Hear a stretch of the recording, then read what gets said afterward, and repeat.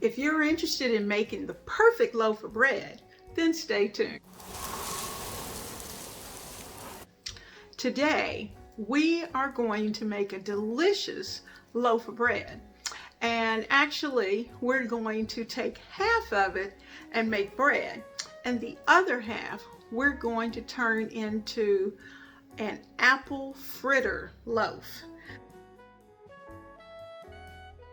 I'm Leona Dooley, and this is Ebony, Ivy, and Thyme. And today, we're in the kitchen, and we're doing some baking. Now, we are going to bake up a delicious loaf for dinner, as well as prepare one that we're going to be able to use for breakfast or just for fun, because we're going to ice it, so it's going to be delicious. So anytime anybody wants it, they can eat it.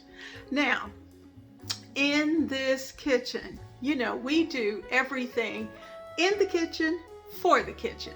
That means that there's cooking, there's decorating, there's baking, there's yakking, and there's just all kinds of things that we do right here in our kitchen. And I hope that you will become a part of our family. And if you aren't a part of the family, please go down right now and tap that subscribe button, because you're not going to want to miss a minute. Now, we are in a series that's called I Love Fall. So it's going to be all those things in advance for you to be able to use during the fall season. So I hope that you will take the time and to go through the series and just kind of veg out and see what's going on, take a look at it, and I hope you'll come back right here to Ebony, Ivy, and Thyme, where we work hard, we love God and family, and we know without a doubt that everything else is just gravy. Now I've turned you down so you can see exactly what I'm going to be doing. In this mixing bowl, I have 1.5 cups of warm water. It's somewhere close to 110. If you get it a couple of degrees warmer, it's okay. I don't measure it. I put my arm under there. It's kind of like doing a baby bottle. And if it's too hot for the baby, then it's probably too hot for the yeast. So we're going to add, we've got our 1.5 cups.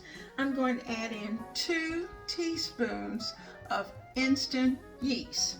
Now, if you have regular yeast, that's about 1 package. Then all you're going to have to do is to stop. After you get your sugar in, you're going to stop, and you're going to actually take the time to let it bloom. And once you've done that, then you're fine. But with the instant yeast, you don't have to worry about that. So we've got our yeast in, and I am going to put in 2 tablespoons of sugar. And on top of that, I'm going to add in 2 tablespoons of butter that I've melted. So I'm going to, there's 1. It's going to keep that bread nice and soft. And 2. So we've got our 2 tablespoons of butter. I'm just going to take my spoon and give it a little stir. Now, I am going to add all 4 cups of flour.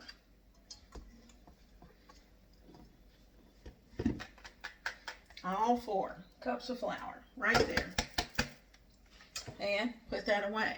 Now on top of that, I'm adding in 2 tablespoons of dry milk powder. And it doesn't matter what brand you use, just dry milk powder. And you can get, you know, Walmart version, Food Line version, whomever's version, Kroger's version, dry milk powder. You want that in. And on top of that, I'm going to add in a teaspoon of salt. And actually, it's a heaping teaspoon of salt that I'm adding in on top. And that's to keep the yeast and the salt apart from each other, because if they get too close, it doesn't allow the yeast to bloom as well as it should. Now, I'm going to put this on the mixer. Let's see if I can get this mixer out here where you can see it. If you don't have a KitchenAid, that's fine. If you decide you want to do it by hand, that's fine. But today, I'm going to be doing mine on the KitchenAid. Let me get my dough hook put in. And get everybody ready to go. And I'm going to start this. Now, when it gets too noisy, I'll just cut the sound out so you'll know. Okay, so we're going to turn this on low initially. This is going to probably take about 10 minutes of the dough hook doing its job. And the cool thing is that you'll know it's ready when all of this is clumped together. And we're going to give it 5 minutes of actual kneading time. We're going to do the kneading right here. We're going to let the machine do it. And you can see it's starting to clump already. So we are going to let this work. I have it on low so that it doesn't overheat the KitchenAid mixer. And but it's not going to stop it. It's going to come together just perfectly. Now, so I'm going to let this continue. Now, something to keep in mind, do you have to have this? No. But you know what? It's a time saver. And if you're going to buy a mixer, keep this in mind. I have this in my description box down below. You can find them on sale. I got mine during Christmas when they were having a nice Christmas sale. And it cut that price down quite a bit, probably a third off. So keep your eyes open for those Christmas sales, because that's when you're going to get the best price for your mixer. But KitchenAid, I tell you what, is one of the best there is, and I love it. So you can see that this dough has started to come together. Now, what I'm going to do is it's going to clean up the sides of this bowl. I'm going to put it up on 2, and I'm going to set the timer for 5 minutes. All right, our 5 minutes are over, so I'm going to turn it off. And as you can see, let me get it out of here.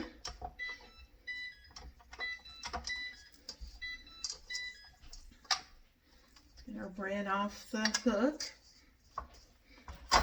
Might help if I take it down so I can get it all out. There we go.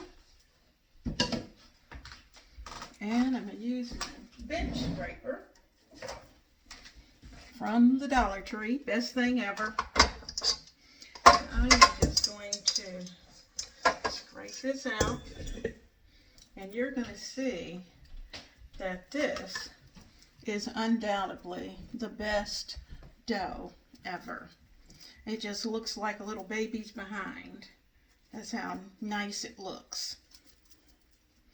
It's so soft, and it just feels great. Now we're going to take a dab of grapeseed oil. Dab here. And I'm going to put it in.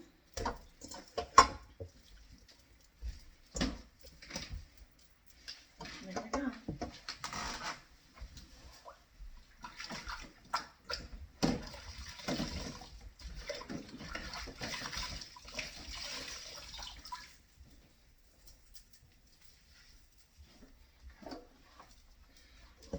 Now I'm going to cover this, and I'm going to put it in my microwave. Now the microwave will not be on. We're just going to cover it with plastic wrap, sit it in there for about the next hour and a half for its first rise.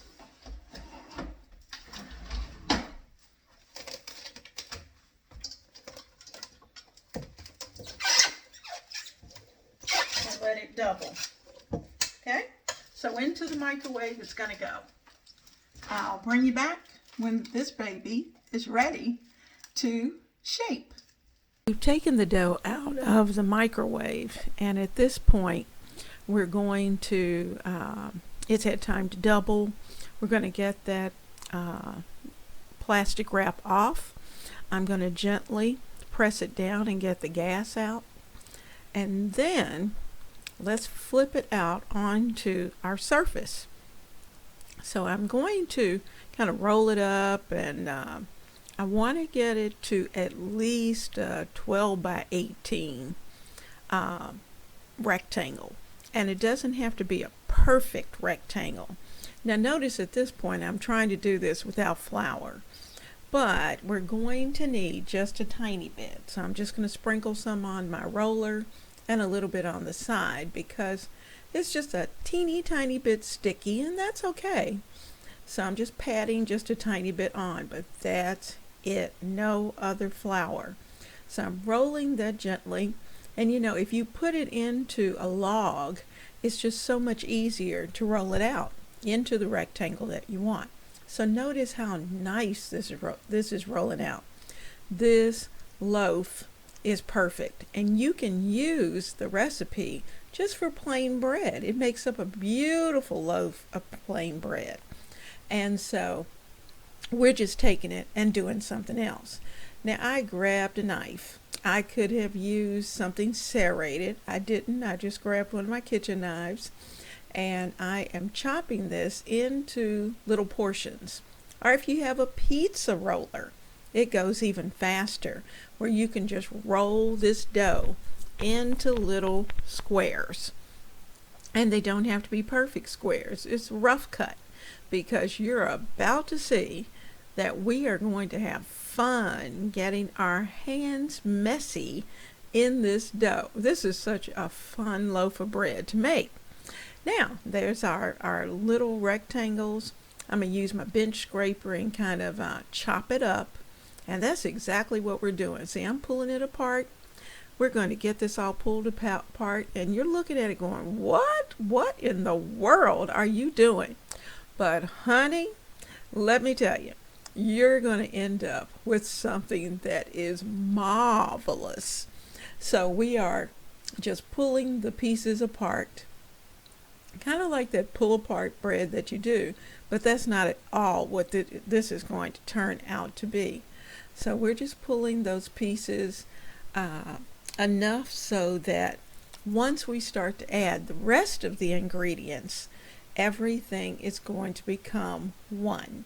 So I'm taking it apart, breaking it apart, and hubby's back there in the background. He didn't even know the camera's on. That's a good thing. Now, so we've gotten everything all pulled apart, and we're working with it. We're working with it, getting it all taken apart. And then on the side, I have a can of apple pie filling. Now I'm purposely using a can of apple pie filling. I could have used my frozen apple pie filling that I made. And this is Kroger's. And I'm going to use, first I'm starting with about half of that can. And I'm looking at it going, no, that's not enough. I need more apples. So I'm going to do about 3/4 of the can of apple pie filling. So that's about 1.5 cups to almost 2 cups. And what we're doing is that we're taking our bench scraper and we are just working the apples into these little squares. And they're going to stick together. And they're going to start, you'll see how it all starts to come together. And we're just going to continue to work with it a few times. And as we do this, then let's start to add some more. Now we've got apples, and I found in my freezer some walnuts that I chopped. So I'm going to add some chopped walnuts, and probably a handful of chopped walnuts. There we go. Just sprinkle some, but leave some that you can put just enough that you can sprinkle over the top. So now we're going to do the same thing. We're going to work those walnuts throughout the bread. Now, of course, the nuts are optional, or the types of nuts are optional. You can use pecans. You can use with peanuts if you like peanuts, but I don't like peanuts with apples. But whatever kind of nut, usually pecans or walnuts, go perfectly in this bread. So I have put those in, and I'm just kind of taking it and I'm kneading it, keeping those apples in. Now I need to wash my hands because my hands are a mess. And every now and then you'll want to do that. Just kind of wash your hands and get some of the crud off. Okay, now let's get down to the next part. Now I have in this bowl a half cup of sugar, and I also have some cinnamon and some nutmeg. And if you have apple pie spice, then use that. And I'm just taking the back of my spoon and just giving it a good stir. Now we're going to pour about 2/3 of this into this loaf, and we're going to leave the last third to sprinkle on top. So let's just start to shake, shake, shake, and you're going to think, oh my goodness, that looks like an awful lot. But see, I'm leaving some because we need some for the top. And we're going to do a little kneading again and get all of that kneaded throughout the dough. So we just keep going, and at this point sometimes it's a little hard to keep everybody in the loaf, but you know what, you can start to see how pretty this loaf is going to be. The color, the works. Now if you think you want to add a little bit more, you can certainly do that and then make up some more. So I kind of put half in and worked the dough, and then added another half.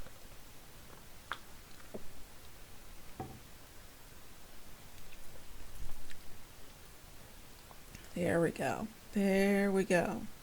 Now guys, we've only allowed this to rise once. So this is going to have to rise a second time. But when it rises that second time, it's going to be pretty.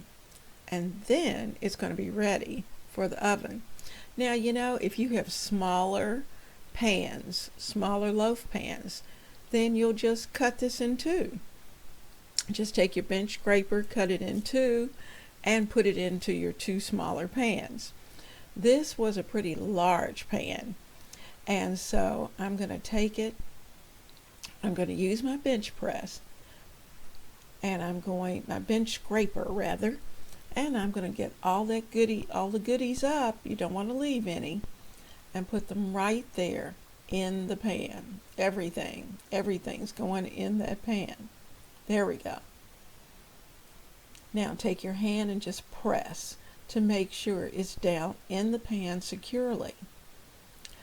Now what we're going to do at this point is to start to sprinkle the rest of the sugar and spice mixture that we made with the cinnamon and the nutmeg, and we're going to sprinkle that all over the top, and then take your hand and just pat. Then we're going to sprinkle the rest of the nuts across the top as well. Empty those out, and then just take your hand and just kind of rub them around.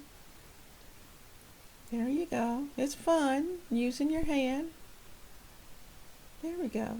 Now, I could have used all of that cinnamon sugar, so guess what? No need in wasting. And of course, the nuts need a little sweetening up too. So we're just going to sprinkle. There we go. And press. All right.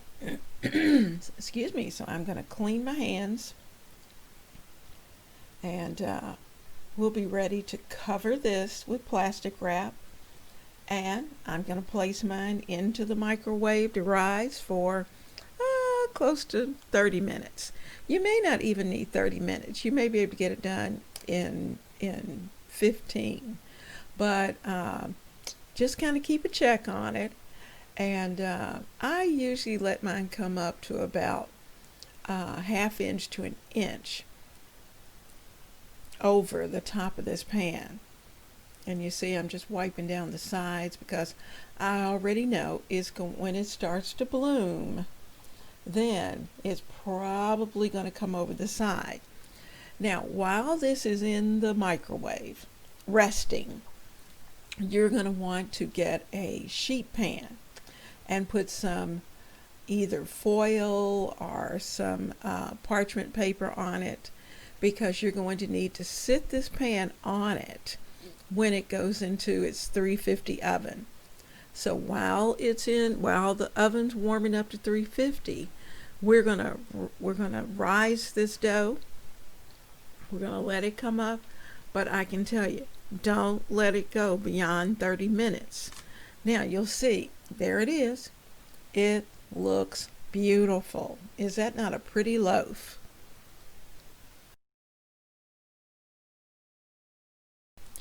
Our loaf is in the oven and it's baking at 350 for about 55 minutes. And just keep this in mind. Your oven may be a little bit different. And if it starts to brown too fast, just put a piece of foil or a piece of foil over it just to protect it. Now, mine bubbled over just a little bit, as you can see. So I took some of the little crumbs on the bottom and just popped those off the pan and tasted it. Oh, it was good. So now we're going to have to flip it out of the pan. So that's what I'm going to do. I've placed a sheet pan on top and a sheet pan on the bottom. And together we're going to get ready, flip, hold on to it. Now it's been in the pan probably about 5 minutes out of the oven. And the reason you want to do that early, see where mine kind of bubbled over the side? Well, I have to be careful in taking it out. And you see it will come out very cleanly. So that's one side. But I am not going to allow this to cool on a sheet pan because that would make the bottom moist. And in fact, too moist. So that's the reason why we're going to put it on a rack to cool. So we have it on that rack and we're going to leave it there, just let it cool off. And it is way too hot to touch. So the only thing I can really sample are the little bits that bubbled over onto the sheet pan at this point. So there she is. It is absolutely a pretty loaf. And you can tell it did bubble, but you know what? I like that. It gives the loaf some personality, and it definitely looks homemade, which is what you want. You know, the bakery breads are wonderful, and you can certainly buy something similar to this at your grocery, but at home, when you do it, it is delicious. And now you can see all the cinnamon, and you can see the nuts. Oh, it looks delicious. Well, I tell you what, that apple bread turned out divine, and it looks beautiful. And the addition of the walnuts, just added that special touch. So, if you like apples, this is your kind of bread. Now, you know, the nuts are optional. You can decide whether or not you want the nuts, and you can also decide whether or not you want the glaze. I opted, because of all the sugar and everything that's already in there, I opted not to put a glaze on it. But if you decide to make this and you're going to give it away as a gift, then certainly you might want to put a glaze on it. And I will include the recipe for a glaze down below, even though I didn't do it. It only takes 3 minutes to put the glaze together. But it just wasn't something that I wanted to add to our bread. Now, what a day. It's been fun in the kitchen. And you know what? The bread came together so fast. And in fact, it was perfect. So I tell you what, this is a wonderful bread to have for breakfast. You could actually have the dough pre-prepared.